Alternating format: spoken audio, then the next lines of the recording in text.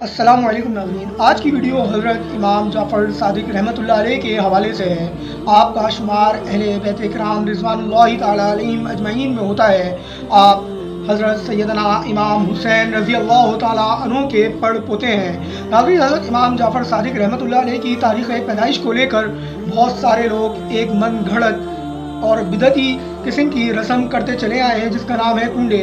नाज़रीन, जहाँ तक मैंने सुना है और जहाँ तक मुझे पता चला है तो कुंडे का मतलब है कबाड़ा। ये एक पंजाबी का लफ्ज़ है, ना इस लफ्ज़ को हम अरबी में कहीं ढूंढ सकते हैं और ना ये लफ्ज़ आपको फ़ारसी में कहीं मिलेगा। अगर ये लफ्ज़ आपको मिलेगा तो पंजाबी में देखने और पढ़ने को मिलेगा कुंडा या कुंडे। इसका मतलब है कि कबाड़ा हो जाना, बर्बादी हो जाना। तो नाज़रीन, हज़रत इमाम जाफ़र सादिक रहमतुल्लाह अलैह की तारीख़ पैदाइश को लेकर ये एक मन घड़त और इंतहाई लघु और बेकार किस्म की एक रस्म जो लोग करते आए हैं जिसका नाम कुंडे है। आज मैं आपको ये भी बताता चलूँ कि हज़रत इमाम जाफ़र सादिक रहमतुल्लाह अलैह की तारीख़ पैदाइश में हमें बहुत ज़्यादा इख्तिलाफ़ मिलता है। आज की वीडियो हज़रत इमाम जाफ़र सादिक रहमतुल्लाह अलैह की बायोग्राफ़ी के हवाले से ही है, वहाँ जहाँ पर आप लोगों को हज़रत इमाम जाफ़र सादिक रहमतुल्लाह अलैह की तारीख़ पैदाइश, उनकी तारीख़ वफ़ात और इसके अलावा उनकी मुबारक ज़िंदगी के बारे में बहुत सारी चीज़ें जानने, सुनने और देखने को मिलेंगी।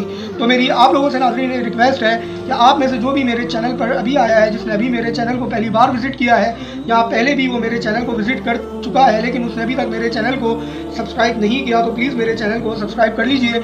वीडियो को आखिर तक लाजमी देखिएगा ताकि हज़रत इमाम जाफ़र सादिक रहमतुल्लाह अलैह की बायोग्राफ़ी आप लोगों को पता चल सके। शुक्रिया। अहले बैत अतहार रिज़वानुल्लाहि ताला अलैहिम अजमईन के चख्म चराग। इनका नाम जाफ़र कुनियत अबू अब्दुल्ला और लक़ब सादिक था। आप रहमतुल्लाह अलैह इमाम मोहम्मद बाक़िर के बेटे इमाम ज़ैनुल आबिदीन के पोते और शहीद करबला इमाम हुसैन रज़ी अल्लाह ताला अन्हु के पड़ पोते थे। आपकी वालदा उम्मे फरवा मोहम्मद बिन अबू बकर की पोती थीं, जिनके वालिद कासिम बिन मोहम्मद बिन अबू बकर मदीना के 7 फ़ुक़हाअ में से थे। आप खुद फरमाया करते, वलदनी अबू बकर मरतईन, यानी मैं अबू बकर सिद्दीक़ से 2 मरतबा पैदा हुआ। मुजद्दिद अलिफ़ सानी रहमतुल्लाह अलैह फरमाते हैं कि आपका नसब सूरी और नसब मानवी सिद्दीक़ अकबर रज़ी अल्लाह ताला अन्हु से इस वास्ते आपने फरमाया है कि इल्म बातिन में आपका इंतिसाब अपने नाना कासिम बिन मोहम्मद बिन अबू बकर से है। इमाम अली ज़ैनुल आबिदीन आपके दादा हैं। नेज़ आपको ताबई होने का शर्फ भी हासिल है। बचपन में सहल बिन साद और दीगर चंद साहबा से मुलाकात फरमाई थी। अकाबरीन उम्मत इमाम मालिक और इमाम अबू हनीफ़ा रहमतुल्लाह अलैह के उस्ताद थे और इन्होंने आपसे अहादीस रिवायत की हैं। आपकी वालदा मोहतरमा सैयद उम्मे फरमा हज़रत अबू बकर सिद्दीक़ रज़ी अल्लाह ताला अन्हु की पड़ पोती भी थी और पड़ नवासी भी। इसलिए आप फरमाया करते थे, वलदनी अबू बकर मरतईन, कि मुझे अबू बकर से दोहरी विलादत होने का शर्फ हासिल है। आप रहमतुल्लाह अलैह ने फरमाया है कि नेकी 3 औसाफ के बगैर कामिल नहीं हो सकती। तू अपनी हर नेकी को मामूली समझे, इसको छुपाए और इसमें जल्दी करे। 17 रबीउल अव्वल सन 80 मुताबिक 20 अप्रैल सन 702 को आपकी विलादत मदीना मुनव्वरा में हुई और वफ़ात 25 शवाल सन 148 मुताबिक 765 मदीना मुनव्वरा में हुई। तो नाज़रीन, आपको यहाँ से पता चला कि हज़रत इमाम मौसूफ़ की जो यौम पैदाइश है वो 17 रबीउल अव्वल है। जैसा कि मैंने वीडियो के शुरू में बताया कि आपकी जो विलादत है उसमें बहुत ज़्यादा इख्तलाफात हैं। जाफ़र नाम अबू अब्दुल्ला कुनियत सादिक लक़ब आप इमाम मोहम्मद अल-मुक़ल्लिब बाकर के साहबजादे और फ़िरक़ा इमामिया के छठे इमाम हैं। यानी नाज़रीन, जो अहले तशी हज़रात हैं वो आपको अपना छठा इमाम मानते हैं। आपका नसबनामा ये है, जाफ़र बिन मोहम्मद बिन अली बिन अबी तालिब। आपकी माँ फरवा हज़रत अबू बकर सिद्दीक़ रज़ी अल्लाह ताला अन्हु के पड़पोते कासिम बिन मोहम्मद की लड़की थी। ननियाली शिजरा ये है, उम्मे फरवा बिनते कासिम बिन मोहम्मद बिन अब्दुर्रहमान रज़ी अल्लाह ताला अन्हु बिन अबी बकर। इस तरह जाफ़र सादिक रहमतुल्लाह अलैह की रगों में सिद्दीकी खून भी शामिल था। 12 बरस आपने अपने जदे बुजुर्गवार हज़रत इमाम ज़ैनुल आबिदीन रहमतुल्लाह अलैह के ज़ेरे साया तरबियत पाई। शहादत इमाम हुसैन रज़ी अल्लाह ताला अन्हु के बाद से 35 बरस इमाम ज़ैनुल आबिदीन का मशगला इबादत इलाही और अपने मग़लूब बाप सैयद शुहदा को रोने के सिवा और कुछ न था। वाक़या करबला को अभी सिर्फ 22 बरस गुजरे थे। इस मुद्दत में करबला का अज़ीमुश्शान वाक़या अपने तासुरात के लिहाज से अभी कल ही की बात मालूम होता था। नाज़रीन, हज़रत इमाम जाफ़र सादिक रहमतुल्लाह अलैह ने आपको ली तो इसी गम व अंदों की फ़िज़ा में शब रोज़ शहादत हुसैन का तज़किरा और इस गम में नौह व मातम और गिरिया व बका की आवाज़ों ने इनके दिलो दिमाग पर वो असर कायम किया कि जैसे वो खुद वाक़या करबला में मौजूद थे। फिर जब वो ये सुनते थे कि इनके वालिद बुजुर्गवार हज़रत इमाम मोहम्मद बाक़िर रहमतुल्लाह अलैह भी कमसिनी ही के दौर में इस जिहाद में शरीक थे तो इनके दिल को एहसास बहुत सदमा पहुँचाता होगा कि ख़ानदान इस्मत के मौजूदा अफराद में एक मैं ही हूँ जो इस काबिल फ़ख्र यादगार मारका इब्तला में मौजूद न था। चुनांचे इसके बाद हमेशा और उम्र भर इमाम जाफ़र सादिक रहमतुल्लाह अलैह ने जिस तरह अपने जद मज़लूम इमाम हुसैन रज़ी अल्लाह ताला अन्हु की याद को कायम रखने की कोशिश की है, वो अपनी मिसाल आप है। सन 95 में 12 बरस की उम्र में इमाम ज़ैनुल आबिदीन रहमतुल्लाह अलैह का साया सर से उठा। इसके बाद 19 बरस आपने अपने वालिद इमाम मोहम्मद बाक़िर रहमतुल्लाह अलैह के दामन तरबियत में गुजारे। नाज़रीन, ये वो वक्त था जब सियासत बनी उमैया की बुनियादें हिल चुकी थी और इमाम मोहम्मद बाक़िर रहमतुल्लाह अलैह की तरफ फ़यूज़ इल्मी हासिल करने के लिए खलाइक रुजू कर रही थी। इस वक्त अपने पदरे बुजुर्गवार की मजलिस दर्स में इमाम जाफ़र सादिक रहमतुल्लाह अलैह ही एक वो तालिब इल्म थे जो किदरत की तरफ से इनके साँचे में डालकर पैदा किए गए थे। आप सफ़र और हज़र दोनों में अपने वालिद बुजुर्गवार के साथ रहते थे। चुनाचे हशाम बिन अब्दुल मलिक की तलब पर हज़रत इमाम मोहम्मद बाक़िर के साथ थे।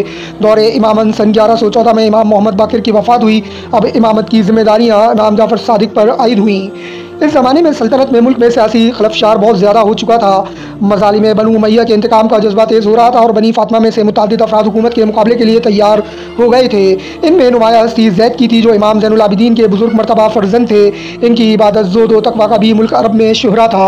मुस्तनद और मुसल्लम हाफ़िज़ कुरान थे। बनी उमैया के मुजालिम से तंग आकर इन्होंने मैदान जिहाद में कदम रखा। नाज़रीन, हज़रत इमाम जाफ़र सादिक रहमतुल्लाह अलैह के लिए मौका निहायत नाजुक था। मज़ालिम बनु उमैया से नफ़रत में ज़ाहिर है कि आप ज़ैद के साथ मुत्तफ़िक थे। चुनाचे जनाब ज़ैद आपके चचा भी थे जिनका एहतराम आप पर लाजिम था, मगर आप ही के दौरे दरस की निगाह देख रही थी कि ये इक़दाम किसी मुफीद नतीजे तक नहीं पहुँच सकता, इसलिए अमली तौर से आप इनका साथ देना मुनासिब ना समझते थे। मगर ये वाक़या होते हुए भी खुद इनकी ज़ात से आपको इंतहाई हमदर्दी थी। आपने मुनासिब तरीके पर इन्हें मसलिहत दीनी की दावत दी, मगर अहले इराक़ की एक बड़ी जमात के इकरार इताअत व वफ़ादारी ने हज़रत जनाब ज़ैद को कामयाबी की तवक्कुआत पैदा कर दी और आखिर सन 120 में शाम की फ़ौज से 3 रोज़ तक बहादुरी के साथ जंग करने के बाद शहीद हुए। दुश्मन का जज्बा इंतकाम इतने ही पर ख़त्म नहीं हुआ, बल्कि दफन हो चुकने के बाद इनकी लाश को कब्र से निकाला गया और इसको इनके सर को जुदा करके हशाम के पास बतौर तोहफ़ा भेजा गया और लाश को दरवाज़ा कूफा पर सूली दे दी गई और कई बरस तक इस तरह आवेज़ा रखा गया। जनाब ज़ैद के 1 साल बाद इनके बेटे याह्या इब्ने ज़ैद रहमतुल्लाह अलैह भी शहीद हुए। यकीनन इन हालात का इमाम जाफ़र सादिक रहमतुल्लाह अलैह के दिल पर गहरा असर पड़ रहा था, मगर वो जज्बात से बुलंद फ़राइज़ की पाबंदी थी कि इसके बावजूद आपने इन फ़राइज़ को जो इशाअत उलूम अहले बैत और शरीयत के कुदरत की जानिब से आपके सुपर थे बराबर जारी रखा हुआ था। नाज़रीन, हज़रत इमाम जाफ़र सादिक रहमतुल्लाह अलैह की शहादत का वाक़या ऐसी मसरूफ़ ज़िंदगी रखने वाले इंसान को जाए सल्तनत हासिल करने की फ़िक्रों से क्या मतलब।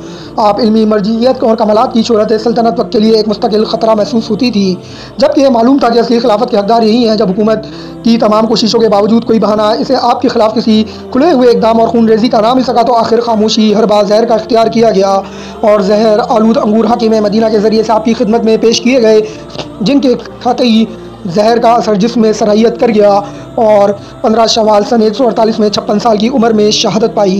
आपके फ़र्जंद अकबर और जानशीन हज़रत इमाम मूसा काज़िम रहमतुल्लाह अलैह ने तहजीज़ व तकफ़ीन की और आपकी नमाज जनाजा पढ़ाई और जन्नतुल बकी के साथे में, जहाँ इससे पहले इमाम हसन, इमाम ज़ैनुल आबिदीन और इमाम मोहम्मद बाक़िर रहमतुल्लाह अलैह मजमईन दफन हो चुके थे, आपको भी दफन किया गया।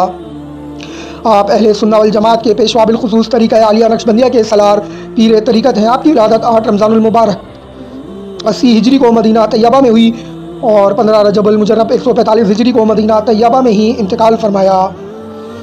बहवाला तहज़ीब तज़किरा अल हाफ़िज़ तहज़ीब अल तहज़ीब जिल्द 2 सफ़ा नंबर 103। उम्मीद है नाज़रीन ये एक डिटेल वीडियो आप लोगों को पसंद आई होगी। इंशाअल्लाह जल्द एक और नई वीडियो के साथ हाज़िर होंगे। तब तक के लिए अल्लाह हाफ़िज़।